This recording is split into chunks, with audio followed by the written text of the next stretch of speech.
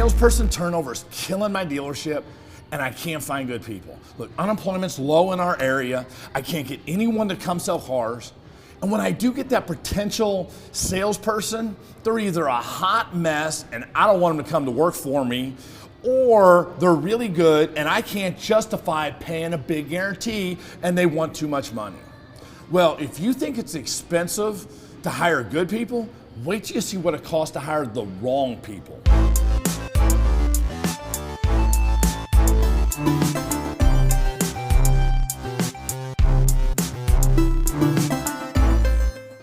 Are you better off being short-staffed or wrong-staffed?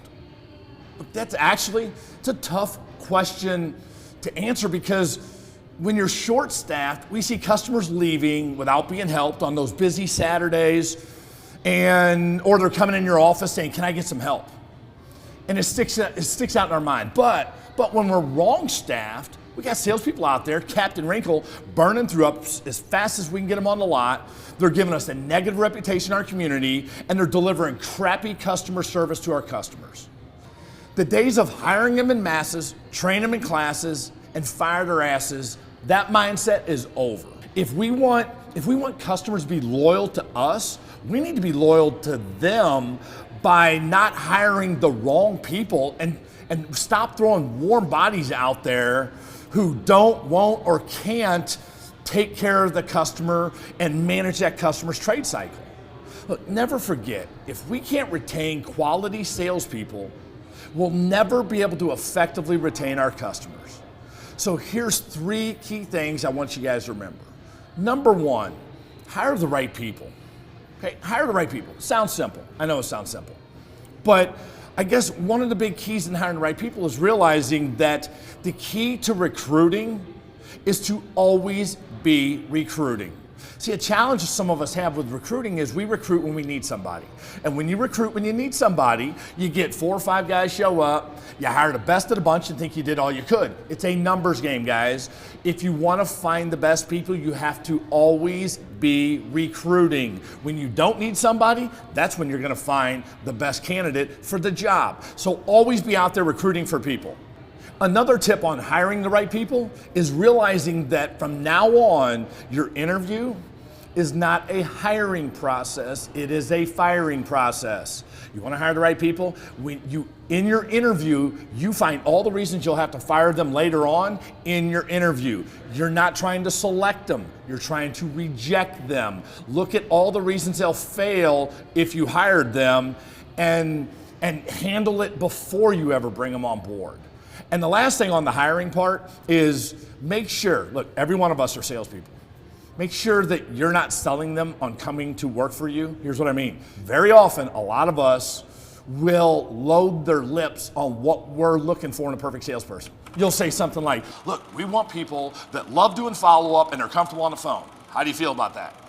"Well, I love doing that. I love the phones." "Well, we also want people that aren't afraid to close and that can handle objections with customers and are not afraid to fail. How do you feel about that?" "Oh, I have no problem with failure and I love closing." "You're gonna have to put some hours in too. It's hard business. How do you feel about that?" "Well, I love putting hours in." "Okay, when can you start?" How many of us have done that before? My hand's up. We've all done that. We load their lips. We tell them what to tell us, and if they have half a brain, they do a summary close, and we hire them on the spot. It's because we're loading their lips, we're telling them what to tell us. Guard yourself next time. I know I do it, and I have to guard myself. Make sure you don't. That guy you hired that you thought was perfect, and 2 weeks later they were completely opposite of what you thought you hired, it's because you told them what to tell you. So, number 1, we got to make sure we're hiring the right people. Number 2, we got to put together a kick-ass training program in our dealership. You hired the right people, now it's time to start training them. Okay, have number 1, a strong onboarding training process. When you bring them on board, what are we doing to get them up to speed right away? If I don't teach them good habits and good skills right off the bat, trust me, Captain Wrinkle will teach them the bad skills right off the bat. So we have to have a very good, aggressive, strong onboarding training program. Once we onboard them, get them up to speed, then we got to have a great ongoing training program. Okay, ongoing is what you're doing 2, 3, 4 times a week. You're keeping the guys trained. You have your online platform, Kintz now or whatever it is, so they can always do daily self-improvement. They can work on their skills by themselves, but you have to have it ongoing. And then the third key I'll tell you on training, have a strong training program, is make sure you're spending time with your guys also one-on-one. Quality time. Stop having your 6-card guy, Captain Wrinkle, go out there and train your new guys. Hey, would you do me a favor? Get them up to speed, show them everything you know about selling cars and everything he needs to know.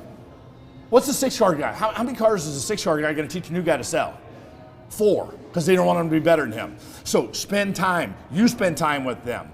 And number 3, treat new hires and everybody, quite frankly, like you wish you were treated when you started selling cars. And part of that is not being married to some of our traditional pay plans, our traditional processes we have in our dealership. I mean, it's crazy. Some of our processes, our procedures, our F&I departments are line printers and carbon copy papers. Our pay plans, I mean, think about your pay plan. A lot of our pay plans were designed 30, 40 years ago. We got big packs, we got big commission, but we got great packs on the cars, and we don't even have enough gross to cover the packs in most situations. So we're not compensating people fairly. So man, don't fall in love with the pay plan that some dead 6-car manager started 40 years ago. Look at it and start fairly compensating your new people and everybody, quite frankly, for doing a good job and for selling a car to the customer the first time. Again, I'm not going to tell you how to have a pay plan, but here's what I will tell you, is most of our pay plans were designed to sell 1 car to a customer. They weren't designed for the 2nd car or 3rd or 4th or 5th car to a customer. Our pay plans were not designed to generate repeat business. They were designed to sell a car. I got 25% commission when I sold a car of the front end gross. Okay, and then you told me to go do my follow-up. So I was supposed to spend an hour or 2 hours doing follow-up, calling people who might buy a car in 2 years. And okay, in theory, I'm gonna make more money on them when I sell them their 2nd or 3rd or 4th car, but it's not gonna be for 2 or 3 years from now. Well, I hate to break it to you, my landlord wants his rent paid now. So if I have a choice of doing 2 hours of phone calls or going out there and taking a fresh up and selling a car and making 25% now, I'm going out on a lot and making 25% right now. So think about your pay plan. What rewards do you have for that 2nd, 3rd, 4th car? I know some of you guys are thinking, man, that's a lot of money. How do I afford changing a pay plan and paying more money out to my guys? Look, if you're concerned with the cost of hiring good people, here's what I want you to do. Hey, number 1, I want you to figure out what it costs in your dealership for a single turnover with a salesperson, okay? Whatever that number is. So, I've seen studies as high as 100,000 plus per single turnover, seen as low as around 20 grand. I don't care what the number is, use 20 grand, it's easy. Then once you do that, I want you to go to your controller and I want you to ask them how many W-2s or T4s for my Canadian friends were sent out last year to salespeople that are no longer employed with your company. So last year, how many W-2s or T4s did we send out to salespeople that aren't employed with us anymore? Take that number. It's going to surprise some of you guys. Some of you guys will be like, wow, I had no idea we had that many.